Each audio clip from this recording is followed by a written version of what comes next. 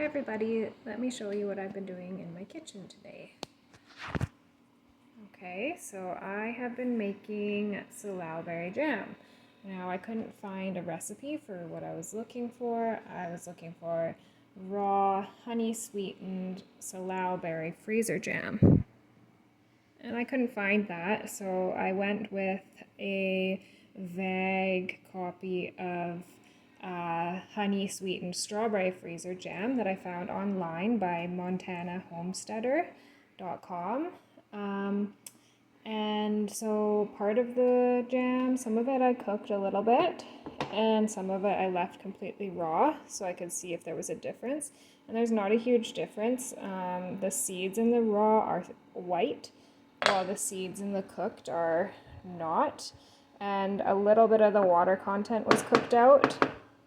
But we're also losing most of the vitamins and nutrients in the cooked stuff as well. So I don't really see a huge benefit to cooking it, whereas this raw salal jam is just pure medicine. So I use the Pomona's universal pectin, but I got the low sweetener type. And this is a natural kind of pectin. So it says low methoxyl citrus pectin. And it has a package of calcium in there as well. There's two separate packages, no sugar or preservatives. And that, I'm trying that, but usually I would use chia seeds. And sorry, I have salal berries like under all my fingernails because it dyed my hands completely purple dealing with them all day. It took forever too. So I actually reduce the amount of sugar, so it was just like a third cup of honey or something like that for all this jam.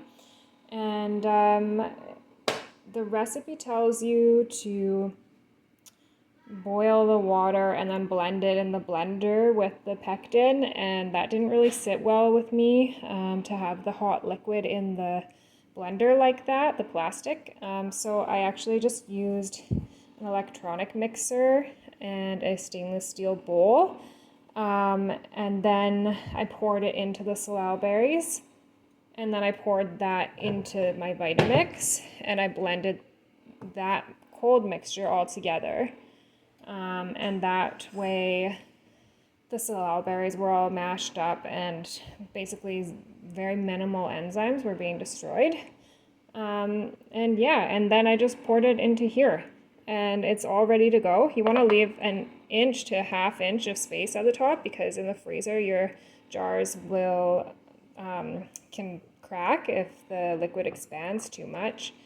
I prefer freezer jam because the enzymes are still alive in there, and I love canning as an emergency for if the stores are closed for some reason or power out. But I would rather have food from the freezer or dried food. So I would leave my cans for an emergency kind of thing, or to replace like a store-bought version of something that's not as